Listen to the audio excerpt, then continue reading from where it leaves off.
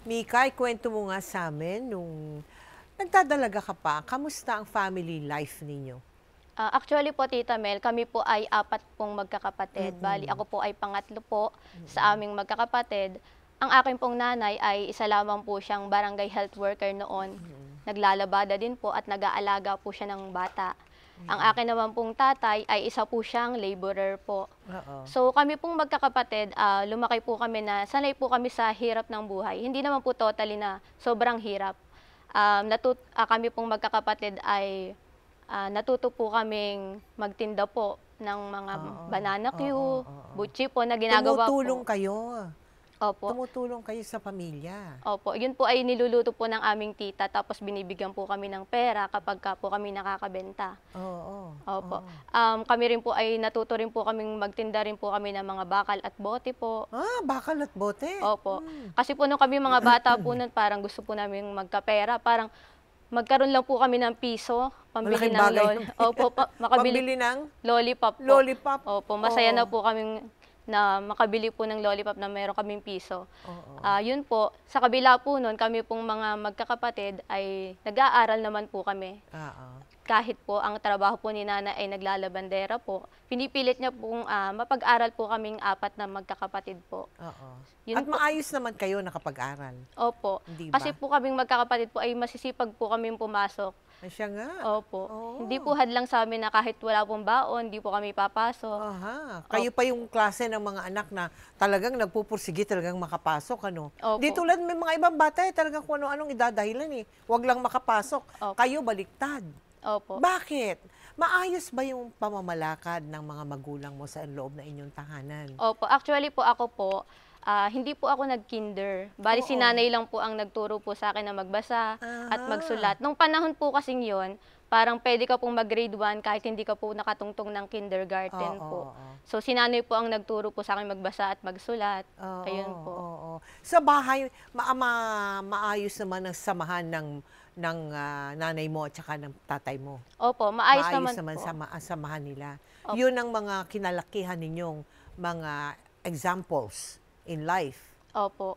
Bali, yun po. Kasi po, kahit po hirap sa buhay, masaya po kami sa loob ng bahay po. Oo, oo.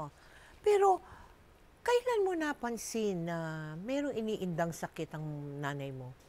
Actually po, Tita Mel, nung year 2020 po, Oo. yun lang po yung time na parang nalaman po namin na meron po siyang iniinda pong sakit po sa kanyang dibdib po. Actually po kasi si nanay po kapag po siya ay may mga nararamdamang sakit, hindi po siya yung daingin po na dumadaing po sa amin. Mas gusto niya po na sinasarili niya lang po. Pag nga po kami pong mga magkakapatid po, kami po ay masakit ang ulo, lagi po namin sinasabi, "Nay, ang sakit ng ulo namin."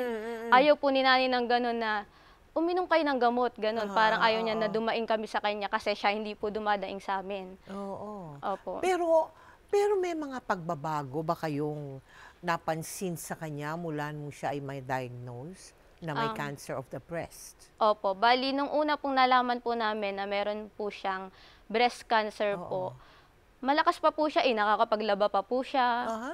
Opo.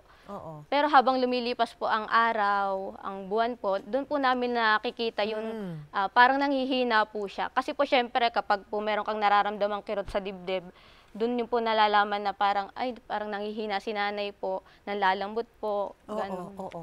Bilang anak, no? Anong nafe-feel mo pag nakikita mong gano'n ng nanay mo? Nung unang-una po sa lahat, bilang anak po, syempre, naaawa po kami kay nanay na ganun po yung kanyang karamdaman. Syempre, parang dumating sa punto na hindi pa namin napapatunayan kay nanay na kailangan may paramdam namin sa kanya ang ginhawa sa buhay, ganun po.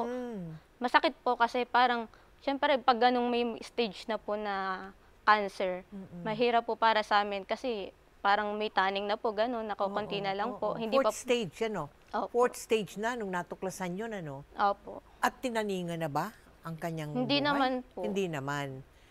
Pero nagpatuloy pa rin siya, naghahanap buhay pa rin, naglalabada pa rin. Opo. Yun, patuloy Nung una pa siya. po, Dinala ba siya sa ospital? Dinala Actually ninyo? po, si nanay po nung Oo. nalaman po nung una, Oo. binanggit po namin sa mga tita namin na gano'n. Kaya po nagpa-check up po para malaman nga po kung cancerous po yung kanyang sakit po. Mm. Eh di yun po, nalaman po nga na ano po, Fourth stage cancer na opo, siya. na gano'n. Oo. Eh di si nanay po parang, kasi po ayaw niya po nung magpapa-ospital kasi pandemic po nun eh. Mahirap po. Oo. Nakarating po sa Manila para po magpa-check up, pero Oo. mahirap pong pumasok kasi kailangan yung kasama po ay, 'di ba po't COVID, bawal po yung may kasama sa Oo, loob 'pag oo. magpapa-check up, eh Oo, di oo. mahirap po. Mm, mm. Pero nakapagtapos ka ng ano 'no, ng education? Anong natapos mo, Opo. Mika? Ako po ay natapos po ng Bachelor of Secondary Education po, major in Biology po, sa Laguna Aba, University. aba, aba, ang bigat naman pala na natapos mo, ha? Major in biology ka pa. Na ano, you were a board passer already. Yes Oo, po. nagtuturo ka na ngayon. Opo. Hindi ba? Oo. Nung ano, nung mga panahong yon na nagde-deteriorate na, nakikita nyo na di ba? Palapit na ng palapit. Paano ninyo hinandle yung situation na ganun? Noon po Kayong magkakapatid?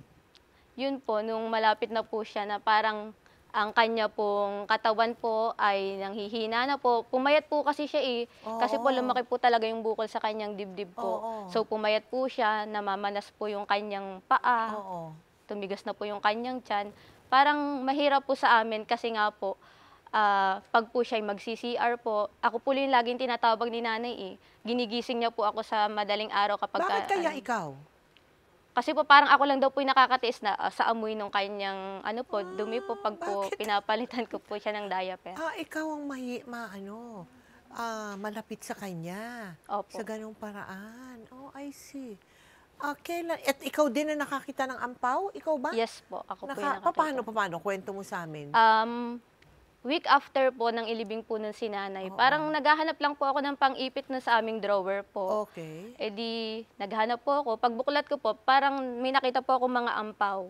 So, Oo. na-confuse po ako ano kayang laman nun. Eh di, kinuha ko po. Oo. Tapos pagtingin ko po, ayun po, yung po pala yung mga wish at hiling po ni nanay po para sa amin pong pamilya. Mhm. Dala-dala mo ba? Yes po, naandito po yun. So hanggang ngayon, pinag-iingatan mo yung mga ampaw na yan? Opo. Bala ko po nga sanang ipa-frame po pag po naayos po. Oo. Ano nilalaman yan? Sige Di- nga, ano sabi niya? Dito po nakasulat po yung mga hiling po ni nanay na sana po kami pong pamilya ay sama-sama pong makapagsimba tuwing linggo. Ganun po. Magkaroon po kami ng peace of mind sa aming family. Makapagtapos kami lahat ng pag-aaral po, kaming magkakapatid. Saka po yung magkaroon po kami ng sariling bahay at lupa. Mga ganun pong hiling. Sariling bahay at lupa, talagang Opo. sinabi niya dyan, Anong naging feeling mo, Nung Mika? nung una ko pong nakita po ito, syempre, Oo. ako lang po yung solo nasa bahay nung nakita ko po Oo. ito. Oo. Nalungkot po ako, talagang tumulo po yung luha ko po nung nakita ko po ito. At anong nadama mo?